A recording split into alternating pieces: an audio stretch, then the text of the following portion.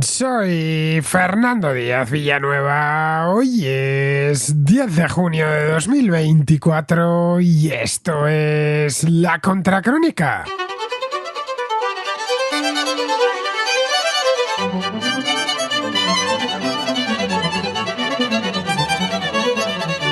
El Partido Popular ganó ayer las elecciones europeas sacando 4 puntos porcentuales de diferencia al PSOE.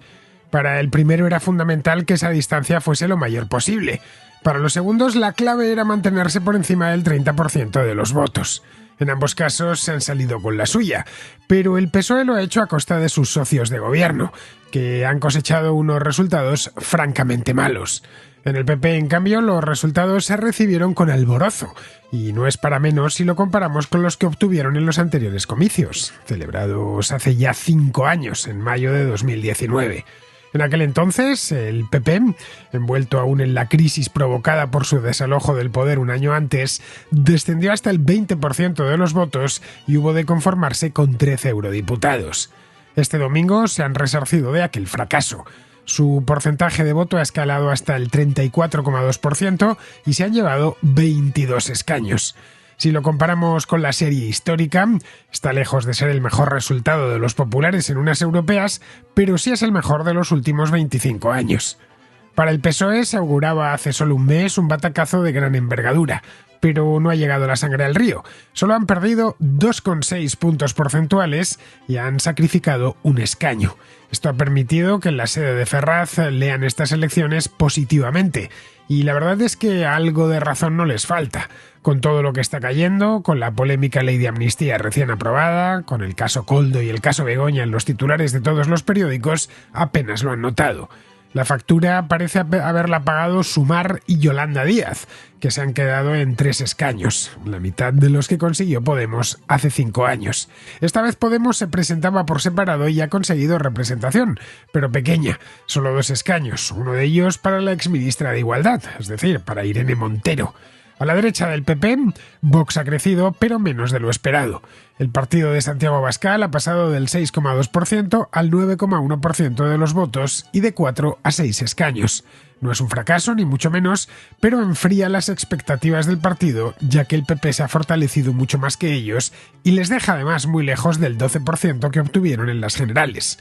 La razón quizá haya que ir a buscarla la irrupción de una pequeña agrupación llamada Se Acabó la Fiesta, liderada por Alvise Pérez, un conocido activista de las redes que se ha hecho con 3 escaños, los mismos exactamente que Sumar, y el 4,5% de los votos.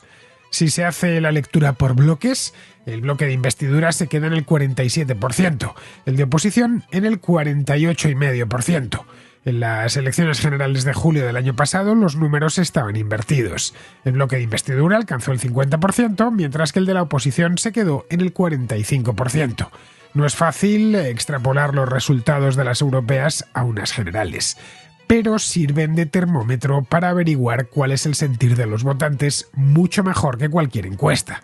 En tanto que desde Moncloa estas elecciones se estaban interpretando como un plebiscito sobre Pedro Sánchez y su mayoría parlamentaria, ese plebiscito podemos decir que lo han perdido. Por poco, pero lo han perdido. Es posible que el PSOE trate de difundir, de aquí en adelante, el relato de una derrota dulce y coyuntural, a pesar de que desde hace unas horas, solo unas horas, hablaban de empate técnico empujados por las encuestas, una vez más fallidas, del CIS de Tezanos. En el PP, entre tanto, la alegría por una victoria indiscutible debería hacerle reflexionar sobre los problemas que están teniendo para capitalizar los escándalos de un gobierno que lleva meses en barrena. Si mañana se convocasen elecciones generales, seguramente las ganarían, pero habría que ver si consiguen gobernar.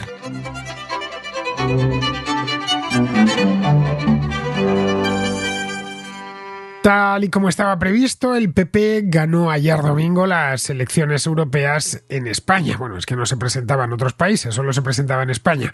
En el programa de hoy voy a tratar las elecciones europeas en España, que es lo que más cerca me pilla a mí y creo que pilla a buena parte de la audiencia, y ya a lo largo de esta semana analizaremos con más calma lo que ha pasado en el conjunto de la Unión Europea. Bien, pues en España se preveía que iba a ganar el PP, hace un mes se preveía que iba a ganar por mucho, el sábado se preveía ya que iba a ganar por poquito incluso se hablaba de un empate técnico. Bien, no ha sido ni un empate técnico ni tampoco una victoria arrolladora, pero ha sido una victoria contundente, eso sí. Concretamente has conseguido una victoria de 4 puntos y 2 escaños frente a Pedro Sánchez. Bien, dicho así, 4 puntos porcentuales y 2 escaños, y mirando la serie histórica, es la mayor desde hace 25 años, desde las elecciones del año 1900, las europeas del año 1999, que quedan, por cierto, lejísimos. En el año 2009, lo digo por si conocéis los resultados de las europeas de memoria o vais a echarles un vistazo, cosa que yo también he hecho, aunque sea solo por pura curiosidad, Mayor Oreja le sacó 4 puntos a Juan Fernando López Aguilar. Eso sí, estaba tanto el Partido Popular en aquella época, 2009, hace 15 años, se le votaba más, y al Partido Socialista también, estamos hablando de porcentajes de voto mayores, pero la distancia fue de 4 puntos. Pero eso sí, Mayor Oreja solo consiguió sacar un escaño más que López Aguilar, 24 frente a 23. Bien, esto viene a decirnos que los resultados del Partido Popular han sido francamente buenos. Se trata de un triunfo más contundente de lo que había previsto el PSOE, que desde hace tranquilamente semana y media aproximadamente venían augurando una remontada e incluso, como os decía antes, un empate técnico para crear cierto ánimo positivo entre sus votantes, que ya vieron en julio del año pasado como el PSOE de Sánchez es capaz de hacer lo imposible, de remontar en el último momento en apenas unos días y casi ganar las elecciones. Esta vez no hubo remontada gloriosa y tampoco hubo victoria. Bueno, no la hubo el año pasado, a pesar de que insisten en ello desde hace 11 meses. Pero lo que sí es cierto es que el PSOE ha sabido mantenerse por encima del 30%. Se habían fijado esa barrera psicológica, es decir, ver un 3 y después un 0, con que hubiera sido un 29,8, ya psicológicamente sería distinto, pero es un 30% casi clavado. Eso sí, esto ha tenido un coste, el coste de vaciar de votos a su socio de gobierno, que es Sumar, y dejarle pues en los huesos, podríamos decir, con solo 3 escaños y el 4,6% de los votos. La cuestión es que el PSOE leía, y esto es evidente, no me estoy inventando nada, no es una interpretación mía, es un hecho, leía estas elecciones en clave de plebiscito para Sánchez, y así lo estaban haciendo ver. Sánchez frente a la ultraderecha, Sánchez frente al fango, etc. Esto, repito, es lo que ha venido diciendo Sánchez en las últimas 2 semanas. Bueno, plebiscito para Sánchez, para su gobierno, para su coalición de gobierno y también para la mujer de Pedro Sánchez, para Begoña Gómez, imputada, como bien sabemos, desde la semana pasada por un juzgado de Madrid, el 41, por tráfico de influencias y por corrupción privada. Bien, podemos decir, ya con los números en la mano, tengo el escrutinio. Ayer por la noche, por cierto, hice un directo muy largo, de casi 3 horas de duración, porque no pudimos hacer la noche electoral habitual. Ya sabéis, en España las noches electorales son cortas, pero intensas. Van de las 8 de la tarde que cierran los colegios hasta eso de las 11 que ya tenemos escrutado prácticamente todo. En estos momentos está escrutado al 99%, según veo. Falta un poquito el momento en el que grabo el programa, es decir, la madrugada del domingo al lunes. No estuvieron hasta las 11 de la noche esperando porque Italia cerraba los colegios más tarde. En definitiva, que no se pudo saber en ningún lugar de toda la Unión Europea hasta las 11 de la noche. Eso sí, lo supimos todo de golpe. Fue una experiencia no tan grata, como por lo menos con mucha menos emoción que habitualmente, que vamos sabiendo y vamos viendo cómo uno sube, el otro baja. Pero en fin, las cosas han sido como han sido y nos encontramos de golpe con esos resultados, unos resultados que habían anticipado, aunque habían anticipado mal, las encuestas a pie de urna. Yo estuve viendo una que había hecho una de Sigma 2, no, 2, y otra más que había hecho Radio Televisión Española, que dejaba unos números algo mejores para el PSOE y algo peores para el PP. Eso sí, dando la victoria al Partido Popular, pero por menos de lo que terminó siendo. Bien, en tanto que esto se veía como un plebiscito, podemos decir, y como primera conclusión, que ese plebiscito, Sánchez y compañía lo han perdido. ¿Por qué? Pues porque es innegable que la distancia entre el PP y el PSOE se ha ensanchado. En julio de 2023, hace pues casi un año, bueno, no llega, el 23 de julio de 2023, menos de un año, Núñez Feijóo ganó a Sánchez por el 1,3 puntos, 1,35 exactamente. Es decir, el 33% que sacó clavado el Partido Popular frente al 31,7% que sacó el PSOE. Pero ayer el PP le sacó 4 puntos. Si vamos a la diferencia de votos total, la participación, y esto es importante remarcarlo, ha sido menor. La participación en estas europeas, menor que la de las de 2019 y menor también que las generales del año pasado.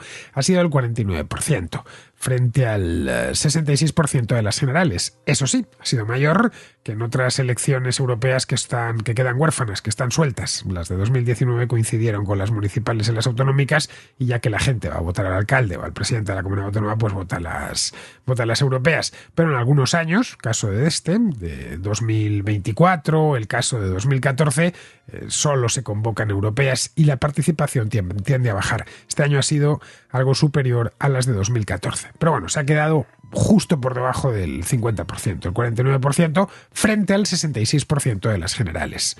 El año pasado, en julio del año pasado, el PP obtuvo números absolutos 330.000 votos más que el Partido Socialista, y este domingo el PP ha obtenido 702.000 votos más que el Partido Socialista.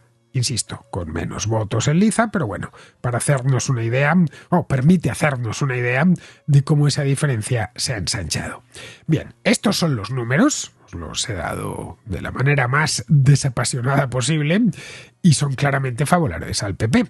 Si lo mirásemos desde fuera, concluiríamos en que efectivamente el Partido Popular ha ganado las elecciones sin demasiado problema sobre el segundo, que tampoco ha quedado muy lejos. No podemos decir tampoco que el Partido Socialista se haya despeñado, se haya desplomado, ni muchísimo menos. No ha quedado mal, queda pues 4 puntos por debajo, y luego ya nos iríamos a Vox, que está el tercero muchísimo más lejos. Esto si lo hacemos de manera fría y desapasionada y no conocemos nada más de lo que ha sucedido en España a lo largo del último año. Si lo comparamos con las encuestas, y es imposible no hacerlo, a poco que hayamos seguido las elecciones y la campaña, hasta las que se manejaban concretamente en la recta final de la campaña, hasta este viernes, hasta este sábado, durante toda la semana pasada, e incluso, como os decía antes, las tomadas a pie de urna, ayer por la noche, que pintaban o un empate técnico entre los dos principales partidos o una ligera ventaja de 1 o 2 puntos para el PP. No hablemos ya, claro está, de los sondeos del Centro de Investigaciones Sociológicas, que han vuelto a patinar como es habitual. Lo del CIS en estas elecciones ha sido realmente meritorio. Meritorio para mal, pero meritorio. Porque es que han fallado en todo y con todos. Tezanos ha fallado en las horquillas de todos los partidos con representación. Todos, sin excepción. Ojo, estamos hablando de 0 de 9. No ha acertado una sola horquilla. El CIS, que como bien sabemos es un instituto demoscópico estatal que no debería existir, pero existe, y que mientras exista se financia con impuestos, pero que sirve a un partido concreto, no ha conseguido acertar el resultado de ninguna de las candidaturas que se presentaban. De ninguna, es que ni aproximarse. Según el barómetro publicado por el CIS de Tezanos el lunes pasado, es decir, hace justo una semana, el PSOE, no de Sánchez, sino el de Teresa Rivera, que era la cabeza de cartel, la cabeza de lista, iba a ganar las elecciones europeas, con entre un 31,6% y un 33,2%. La realidad del domingo es que los socialistas se quedaron en segunda posición, no ganaron, y se quedaron con el 30,2%. Ojo, estamos hablando de una distancia de pasar del primero al segundo y del 31-33 al 30. Pero es que con el Partido Popular el error fue mucho mayor, como viene siendo habitual. Por lo demás, las estimaciones del CIS al Partido Popular suelen castigar. El Partido Popular obtuvo el 34,2%, como ya os he contado, en su candidata, que fue Dolors Montserrat. Bien, esto supera con muchísimo la horquilla que le estaba dando Tezanos, entre un 28 y un 30%. Caray, de un 28% de la parte baja de la horquilla al 34%. Final, es que hay 6 puntos. No lo sé a quién preguntó. Podemos decir la cocina, pero una cocina un poco pasada. Respecto a Vox, pues tampoco acertó, se quedó más cerca, eso sí.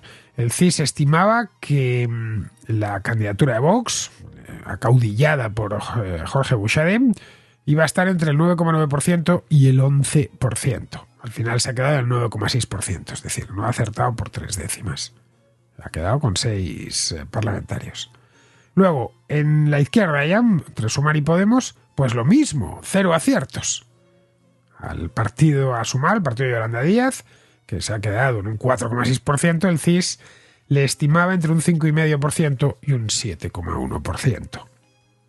Y respecto a Podemos, a Tezanos les pronosticaba entre un 3,6 y un 3,9, pues bien, los votantes les han dejado en un 3,3%. Muy meritorio, sin duda, y garantiza que Irene Montero tenga trabajo bien pagado, por cierto, para los próximos 5 años, pero caray, José Félix Tezanos no ha dado una. De hecho, en el tema de... y esto se lo estaban apuntando, ¿no? Pero fueron los primeros que apuntaron la posibilidad de que este nuevo partido, se acabó la fiesta, el de Alvise Pérez, sacase el escaño, los escaños. Bien, en este caso lo anunció, pero es que la sobrerepresentó. Preveía el CIS entre un 4,9% y un 5,7%. Al final ha sido, como os he contado, un 4,5%. En el ámbito de los partidos nacionalistas, la coalición, ahora Repúblicas, que es donde está Esquerra Republicana, Bildu y el BNG, consiguió este domingo un 4,9%. Bien, la horquilla que les estaba dando el CIS era del 3,7%, del 3,7 al 4%. La candidatura de Junts se ha quedado en un 2,5%, el CIS le estaba dando un 1,6%. Y luego el PNV, que está en la coalición solidaria esta, pronosticaban entre un 1 y un 1,3 y al final ha sido un 1,6. Vamos, ha batido todos los récords de la catástrofe demoscópica. No sé si ya a partir de ahora a alguien se le recuerda de manera regular que estamos manteniendo un servicio que no solo no funciona, que no sabe ni hacer su trabajo, sino que además nos cuesta un dineral y además tiene un impacto directo sobre las elecciones. Dejando a un lado el desastre de José Félix Tezanos, que esto es el pan nuestro de cada elección, volvamos con los resultados. Nos habíamos quedado en el PSOE. El tercer partido en liza, o al menos en número de votos, ha sido Vox, que ya está perfectamente consolidado como tercera fuerza política. Perfectamente consolidado porque es que ya son 5 años en los que en todas las elecciones vienen quedándose como el tercer partido. Aunque eso sea una distancia considerable de la segunda fuerza política, que es el PSOE, pero ya es. En el año 2019 acababan de irrumpir, llevaban solo 6 meses, habían ganado aquellos 12 escaños en Andalucía, luego posteriormente entraron en las Cortes, creo que con 26 en abril, y en mayo ya tomaron la alternativa con las europeas. Y desde entonces Vox ha mantenido cierta fortaleza y ya digo, se ha consolidado como tercera fuerza política. Vox podría haber sacado mejores resultados, ya que su porcentaje de votos este domingo, 9,6%, es inferior al de las generales del año pasado, que fue un 12,3%. Estos son casi 3 puntos de diferencia que, al menos en parte, podrían haberse ido a una agrupación liderada por Alvise Pérez. Alvise Pérez, supongo que muchos de vosotros lo conoceréis, es un activista, un agitador muy conocido en las redes, que ha entrado en el Parlamento Europeo con 3 escaños y el 4,5% de los votos.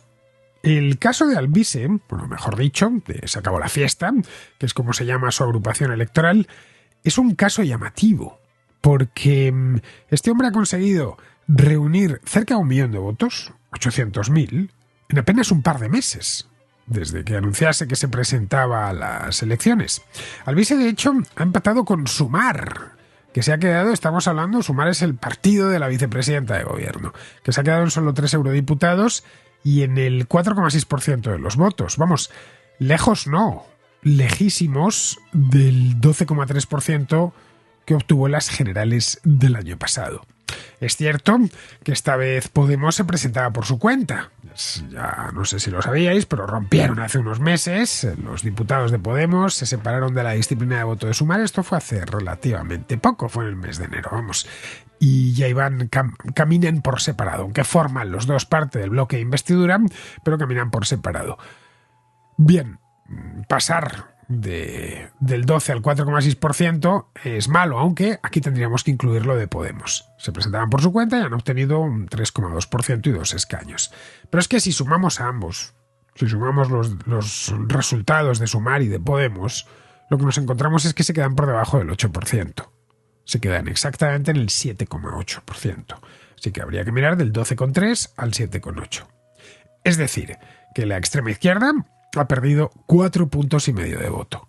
¿Y dónde se ha ido este voto? Cabría preguntarse. Bien, podría haber sido a los nacionalistas, pero a la luz de los resultados, pues no lo parece. Los nacionalistas se presentaban en dos coaliciones, una de izquierda, llamada ahora Repúblicas, Esquerra, Bildu y el BNG, y otra de, no sé cómo llamarlo, derecha moderada, que estaba en Ceus, se llama el PNV y Coalición Canaria.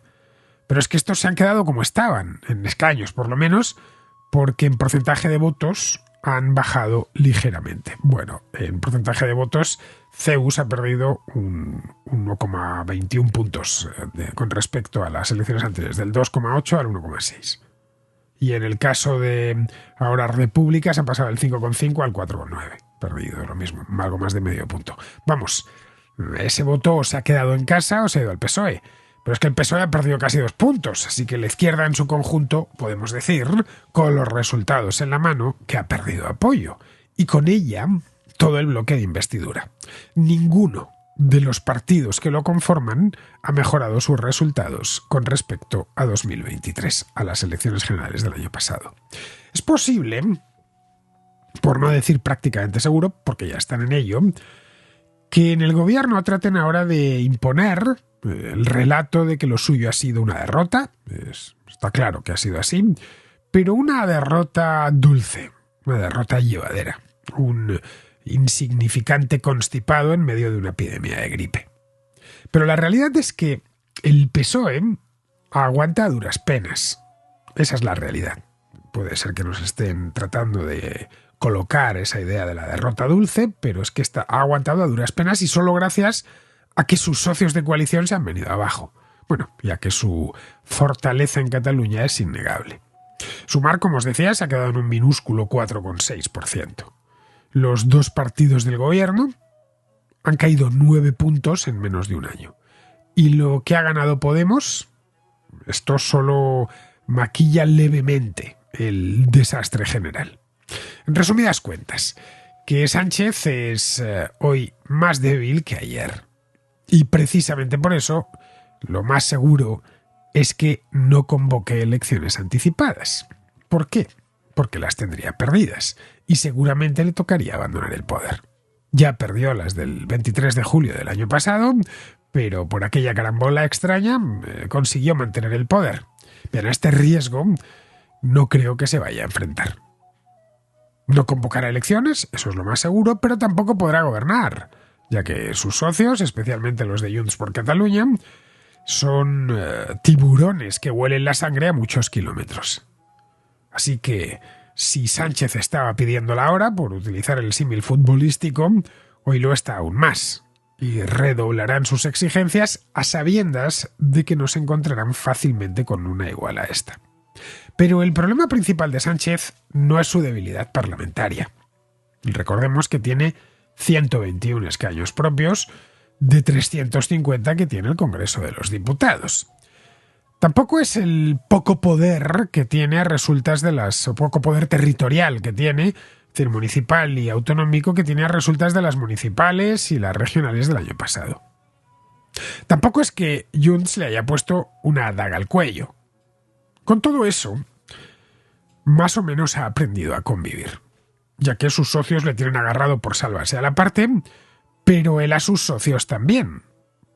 Saben que están donde están por unas circunstancias muy particulares, una carambola, y ninguno de ellos quiere ir a elecciones.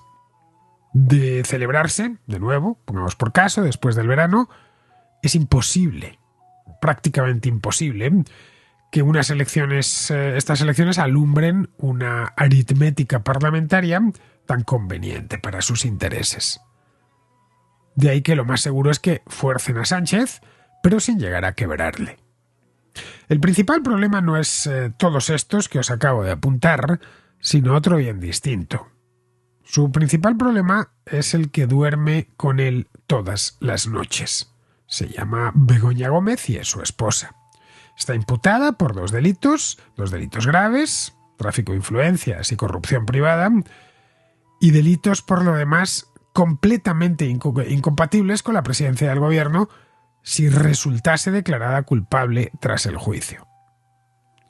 ¿Qué es su principal problema? Ya lo pudimos ver hace mes y pico, cuando escribió una carta a la ciudadanía, una cosa cursi e inflamada, para quejarse de lo mal que le tratan los periodistas y los jueces.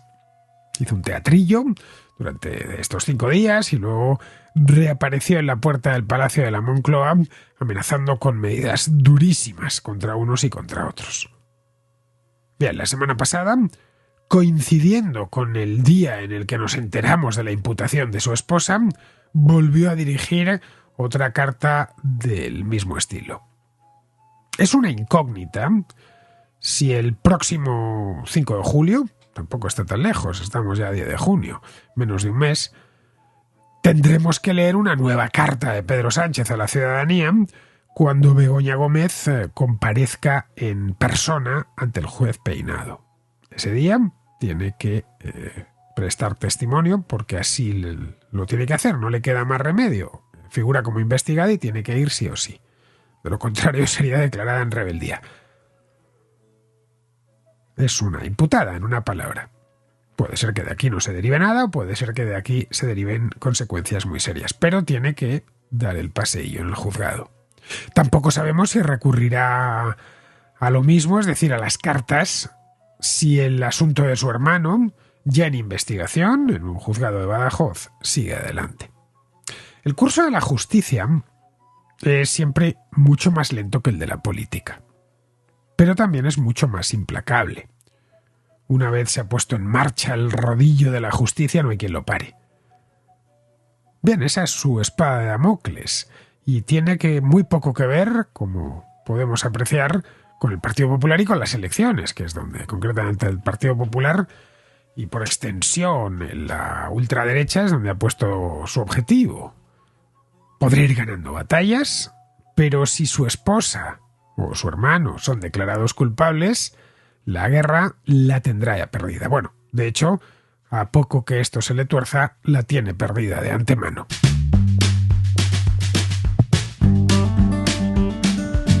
Los mejores empresarios saben que lo más valioso de su empresa son las personas que la forman. Un equipo de profesionales comprometido que se implica en el éxito de la empresa. Por eso mismo, porque saben que el capital humano es lo más valioso, protegen a sus empleados. Opciones hay muchas, pero seguramente la mejor de ellas sean los planes de previsión colectiva de AXA, un sistema que complementa las prestaciones de la seguridad social con todo tipo de protecciones y seguros de accidentes, de vida, de ahorro y de pensiones.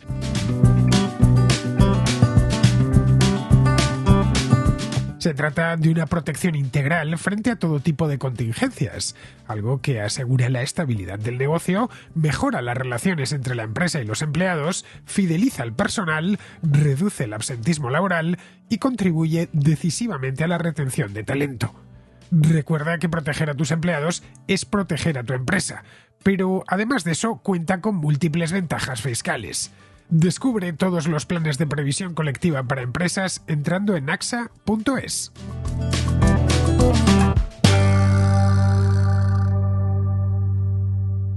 Vamos con la contrarréplica. Empezamos con Luis, que está en Italia y que cree que Pedro Sánchez convocará elecciones tan pronto como pueda. Hola Fernando, te envío este mensaje porque, mira, visto lo visto en las últimas semanas, creo que Pedro Sánchez va a convocar elecciones. Legalmente puede hacerlo el día 29 de mayo, ya cumple el año y ya puede hacerlo. ¿Por qué digo esto? Porque han salido una serie de noticias un pelín negativas, ¿no? Y claro, su ansiedad, pues oye, siempre tienen que ser positivas. Pero bueno, son el tema de su mujer, que parece ser que ya pasa a ser imputada, como se decía antiguamente antes de que Rajoy cambiara el nombre de los investigados. Después, internacionalmente ya le conocen a él y a su mujer, o sea, gracias al, al lío que han montado con Milei, porque vamos, ¿a quién se le ocurre por una cosa que digamos que le ha atacado internet y a una cosa familiar? Retirar un embajador es una de las cosas más vergonzosas, más, nos lo dice gente de izquierdas de aquí, de Italia.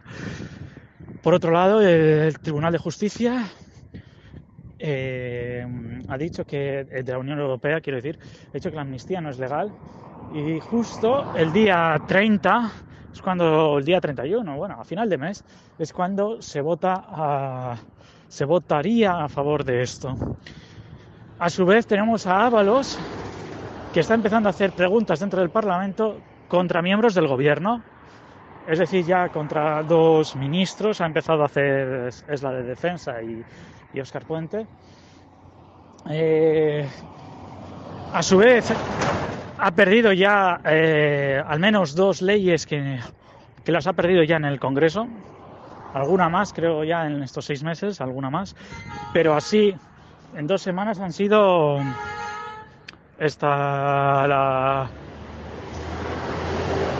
ha sido la que han votado de la prostitución, que ha salido completamente en contra, y esta segunda ley que digo es la del suelo, que ni siquiera la han presentado porque sabían que todos sus aliados iban a votar en contra, y el PP, que podría ser también votaría en contra o se abstendría, lo cual lo tendría muy chungo para poder conseguir tener esa ley.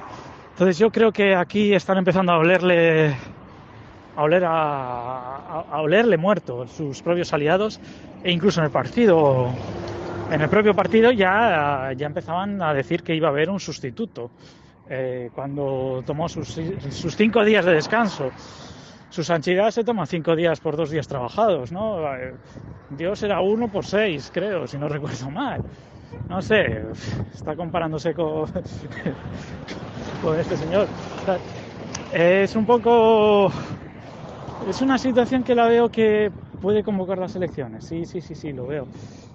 Pero ya se sabe, es Pedro Sánchez y nunca sabes por dónde te va a salir. Lo mismo hasta te hace un pacto con el PP para mantenerse, y de segundo Feijóo, que todos llegaron, o incluso vota con Vox y dicen ya han dejado de ser ultraderecha, que ha sido un cambio de opinión, no una mentira.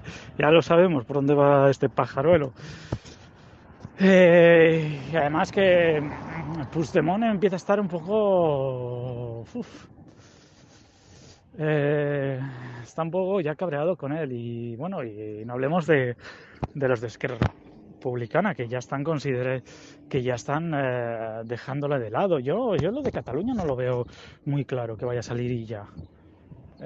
Porque el PP no puede votar por ella, en mi opinión. Al final, pues oye, ya se sabe que conociendo al PP tiene que votar porque sí, porque son los tibios de siempre. Pero Esquerra Republicana no sé, esta vez yo creo que no, porque sería como admitir que están a favor de un partido centralista. Y ya está, y claro, pues Puigdemont ya no es que esté por delante, es que conseguiría muchísimos más puntos dentro del tema independentista. Así que esto es lo que lanzo yo. Espero que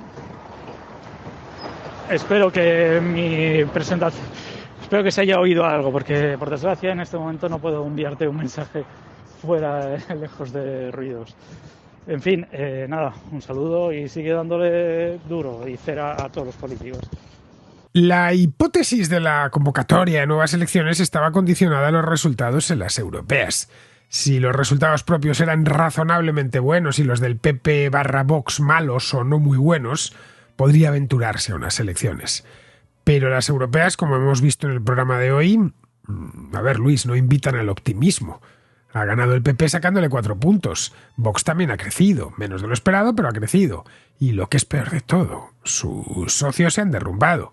A poco que extrapole lo que ha pasado en las europeas a unas generales, lo más probable es que se quede fuera del gobierno, que es lo que él más teme, que no le den los números. Recuerda que ahora le dan por la mínima. Y no sé yo si querría volver a probar suerte, que en este caso sería, pues, lo más parecido a una ruleta rusa. Ahora bien, tras las municipales del año pasado, recordemos que fueron incluso peores que las europeas para el PSOE, Pedro Sánchez decidió echarse la manta a la cabeza e ir directo a un anticipo electoral que nos sorprendió a todos. Esto sucedió hace justo un año. Pero en aquella ocasión era distinto, porque el que estaba en cuestión era él en el partido, y eso no lo podía tolerar. Pero antes de irse de veraneo y de que empezasen a buscarle las cosquillas dentro del PSOE, sugiriendo un congreso al que él no podría presentarse, decidió tirar para adelante y jugársela. Esta vez es diferente. Ha conseguido aguantar el tipo. Cierto es que a costa de sus socios de Sumar, pero eso no se lo va a echar nadie en cara dentro del partido, donde el sanchismo es ya poco menos que una religión, de obligado cumplimiento.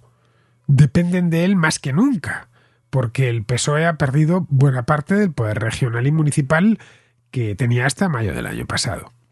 A día de hoy, la principal fuente de empleos y sueldos en el PSOE es el gobierno central. Es decir, Pedro Sánchez en persona. Los primeros que no van a querer moverle la silla son los propios del partido. También son los primeros en no querer ni oír hablar de unas elecciones.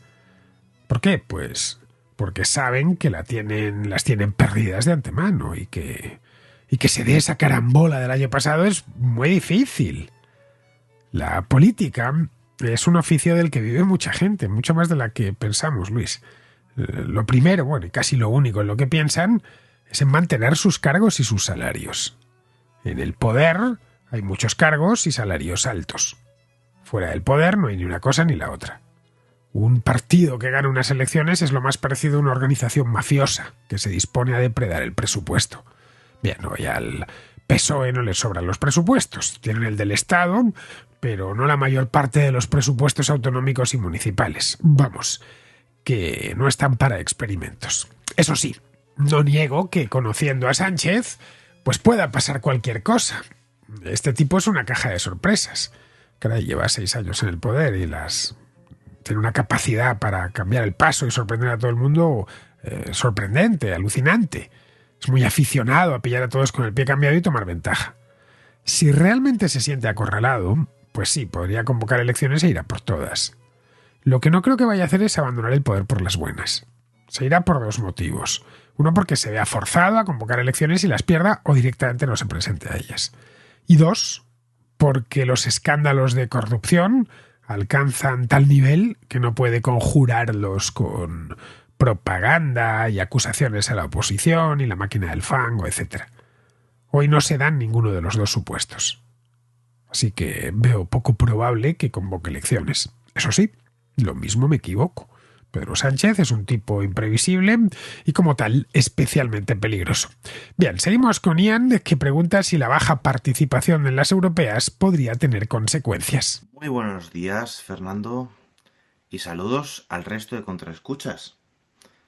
En el día de hoy tiene lugar la Feria del Libro de Madrid y miles de personas se concentran en el Parque del Retiro, en la Villa, para adquirir material fresco de lectura, para conocer a sus autores favoritos y para que les firmen, evidentemente, sus libros que más les gustan.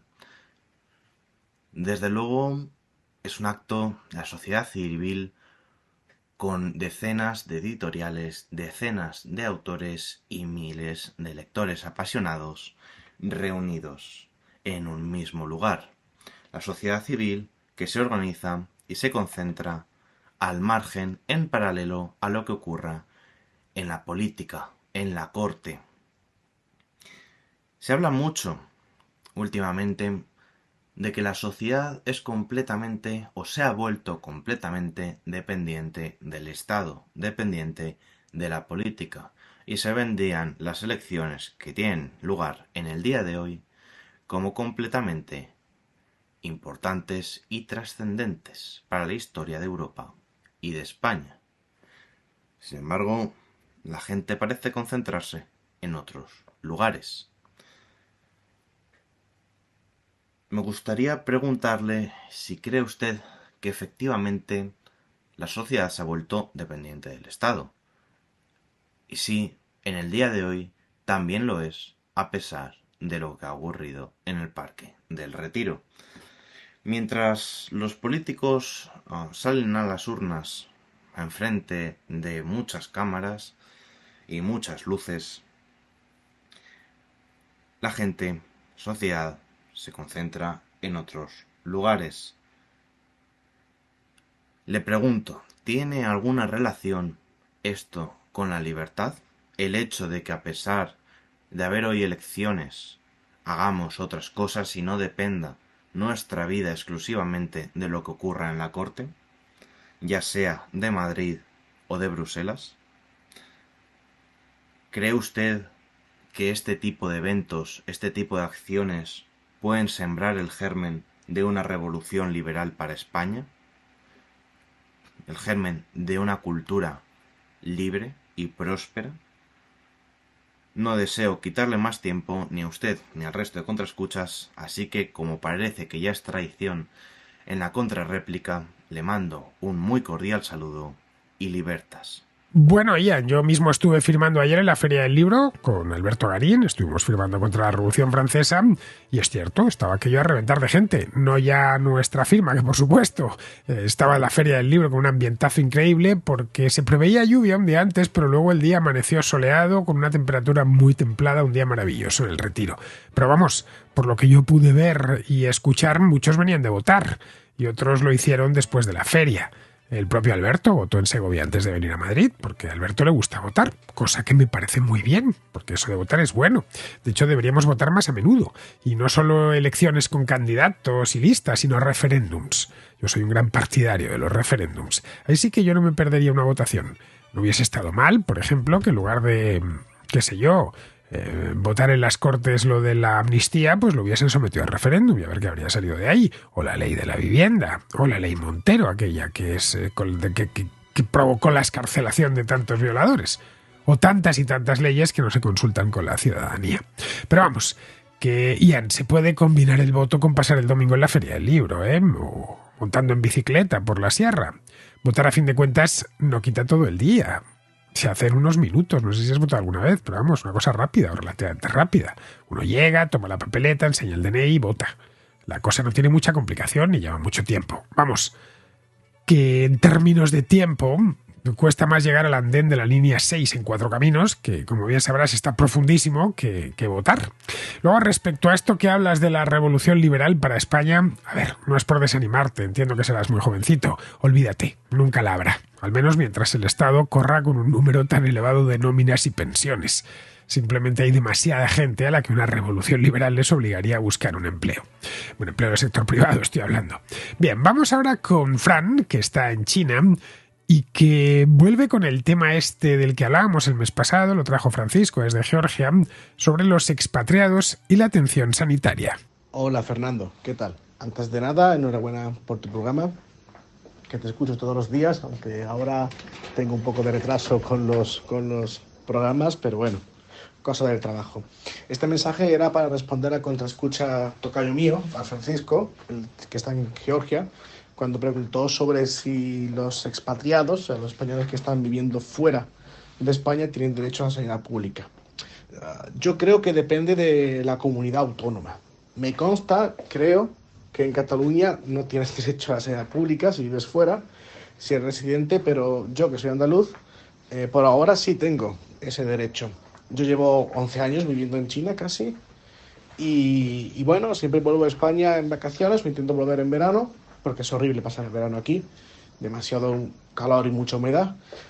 Y bueno, siempre voy al médico para que me receten pues lo típico, ¿no? Diazepam, antihistamínicos, simplemente medicina para todo un año para estar en China con medicina de España.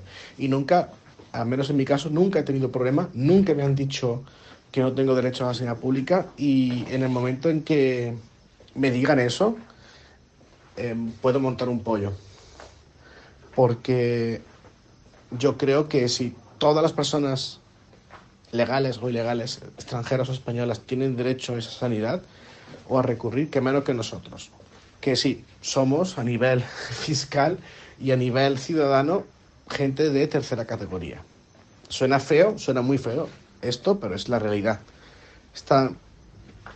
Según nuestro punto de vista, los españoles de primera calidad son los españoles que viven en España. Los segundos son los inmigrantes que residen en España, legales o ilegales.